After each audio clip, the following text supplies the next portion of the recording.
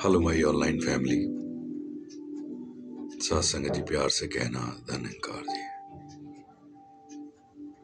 आज मन हुआ बहुत इम्पोर्टेंट टॉपिक पे बात करने के। डिप्रेशन कहने में जितना आसान शब्द है ना, डिप्रेशन 1 सेकंड लगा कहने में,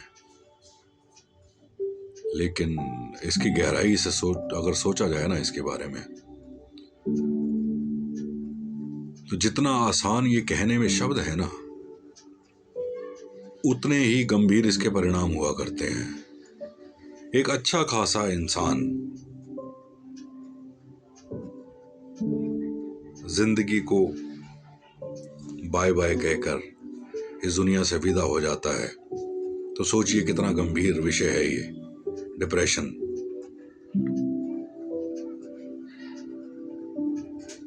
आपको पता है, मैं वही बात किया करता हूं जिस अनुभव से मैं कहीं गुजरा होता हूं, कभी ना कभी।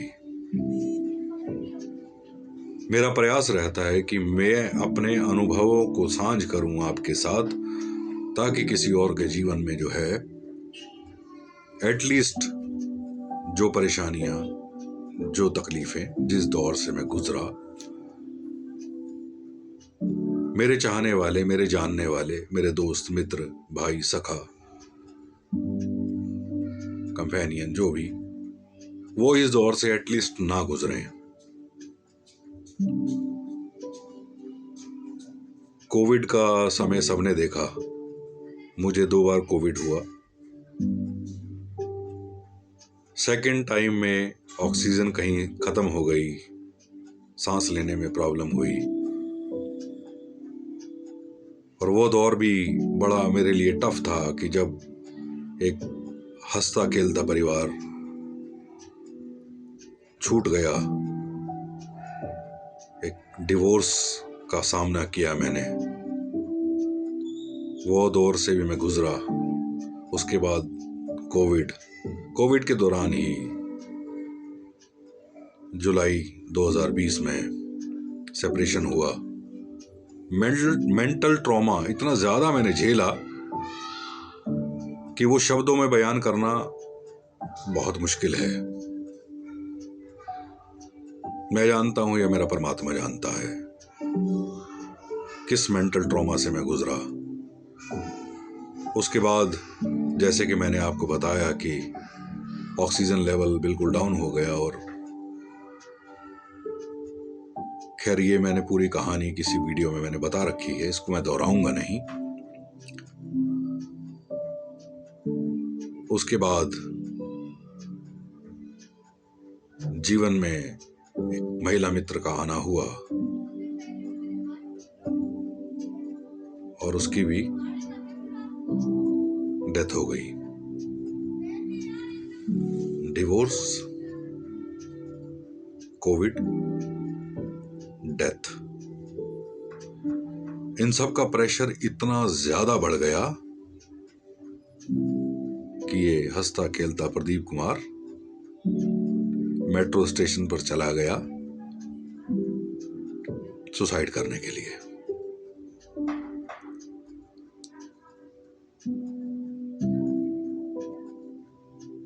बस जस्ट एक स्टेप आगे ही बढ़ाया, कूदने ही वाला था कि न जाने मन में क्या आया, और मैंने जोर से अपना गाल पे स्लैप किया, जैसे निरंकार मेरे अंदर बोल रहा हो, और उसी मेट्रो में मैं बैठ गया। सीधा गया ऑल इंडिया मेडिकल, लाइन में लगा, और जैसे ये सब कुछ ना प्री प्लान था, ये सब कुछ होना। आप जानते हैं कि ऑल इंडिया मेडिकल में नंबर आना एक चैलेंज होता है, लेकिन मेरे लिए वो चैलेंज नहीं रहा उस दिन। मैं गया, मेरा जाते ही कार्ड बन गया, सेम डे मेरा नंबर आ गया कुछ ही घंटों बाद, और मैंने जाकर, वो लेडी डॉक्टर बैठी हुई थी, मैंने उनको ये सारी कहानी सुनाई। कि ऐसे ऐसे मेरे साथ हुआ आज, तो वो उठकर अपने कैबिन से बाहर आई, मेरे कंधे पर हाथ रखा, थपथपाया और बोली, 90% लोग यहां तक आ ही नहीं पाते, उससे पहले ही अपनी जीवन लीला को वो समाप्त कर दिया करते हैं। खैर, कुछ समय मेरी दवाई चली और मैं स्वस्थ हो गया।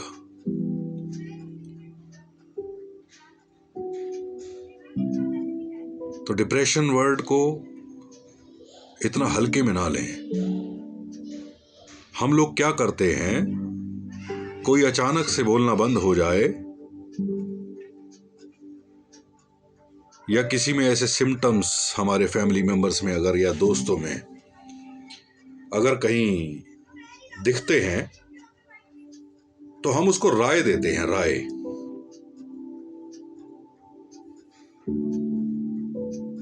कोई बात नहीं, भगवान पे भरोसा रख, ऐसे कर, वैसे कर, ये कर, वो कर।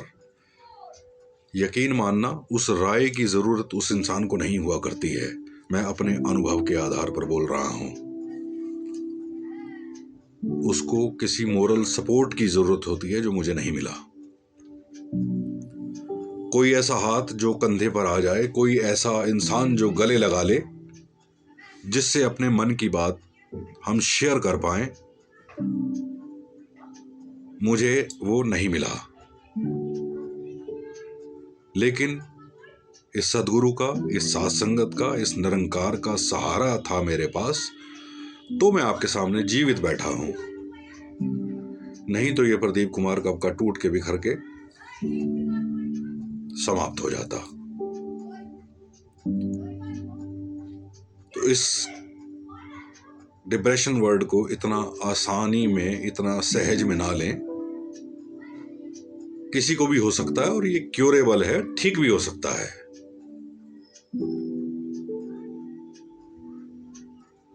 कुछ मेडिटेशंस मैंने की,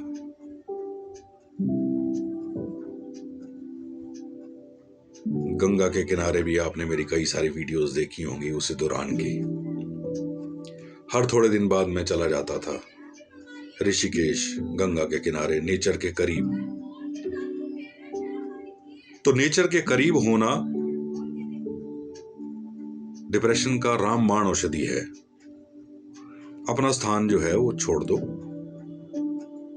कहीं ऐसी जगह चले जाओ जहां आपको सुकून मिले, जहां नेचर के आप करीब हो जाएं। परमात्मा का ही सहारा लें। अगर आपकी फैमिली में भी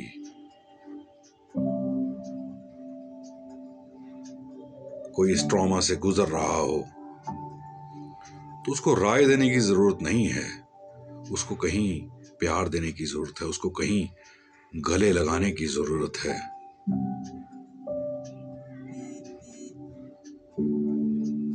बस उसकी बात सुन लो ध्यान से। 80% उसकी बीमारी दूर हो जाएगी। हमारे अंदर पेशेंस नहीं होता, हम किसी की बात सुनना चाहते भी नहीं, हम जजमेंटल हो जाते हैं, हम अपनी राय देना शुरू कर देते हैं, हम उसको डाइट प्लान बताना स्टार्ट कर देते हैं, हम उसको कहते हैं कि वॉक करो, एक्सरसाइज करो। लेकिन उस समय उस व्यक्ति की मानसिक स्थिति इन सब बातों को स्वीकार करने की बिल्कुल भी नहीं होती, जो इस मेंटल ट्रॉमा से गुजर रहा हो। उसको जरूरत होती है किसी अपने की, जो बिना सवाल के, बिना जवाब के उसको गले से लगा ले, उसकी बात को धैर्यपूर्वक सुने।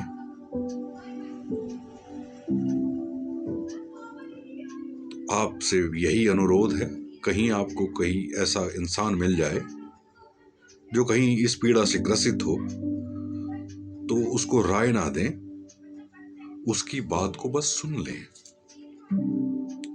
मैं अपने अनुभव के आधार पे बता रहा हूं, मेरे पास सुनने वाला कोई नहीं था। मैंने अपनी सारी बात इस गुरु, सदगुरु निरंकार को सुनाई। यह साथ संगत थी जिसमें खड़े होकर मैंने कई बार अरदास भी करी।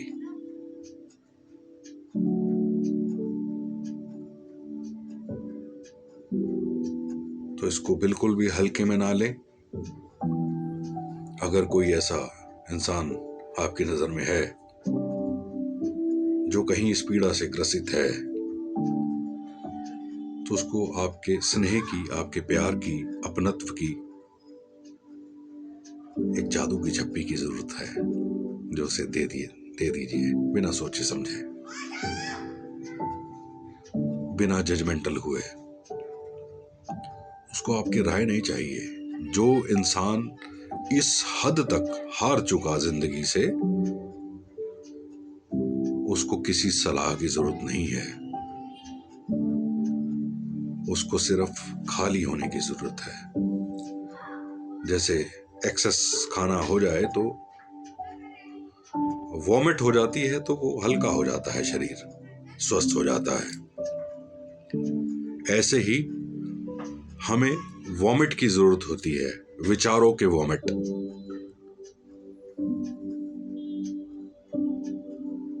तो ऐसे इंसान बने कि सामने वाले को आप पर इतना ट्रस्ट हो कि वो अपने जहन में जो चल रहे विचार है, जो नेगेटिव थॉट है, वो वॉमिट कर पाए आपके सामने। कहीं ऐसे दोस्त बन जाएं, कहीं ऐसे भाई बन जाएं, कहीं पति बन जाएं या पत्नी बन जाएं, मित्र बन जाएं, सखा बन जाएं, और डिप्रेशन जैसी बीमारी से छुटकारा पा लें। मन में भाव हुआ तो आपके साथ मैंने शेयर कर दी ये वाली बात। नहीं तो ऐसी बात कोई बताना भी क्यों चाहेगा? अपनी कमी क्यों कोई बताना चाहेगा कि हाँ मेरे साथ ऐसा हुआ? लेकिन मुझे लगता है कि जब से मेरा परिवार मुझसे छूटा, तो ये पूरी की पूरी सृष्टि, पूरा का पूरा ब्रह्मांड, पूरे की पूरे दुनिया में मुझे अपना परिवार नजर आने लग गया। हर टीनेजर लड़की मुझे अपनी बेटी की जैसी लगने लग गई।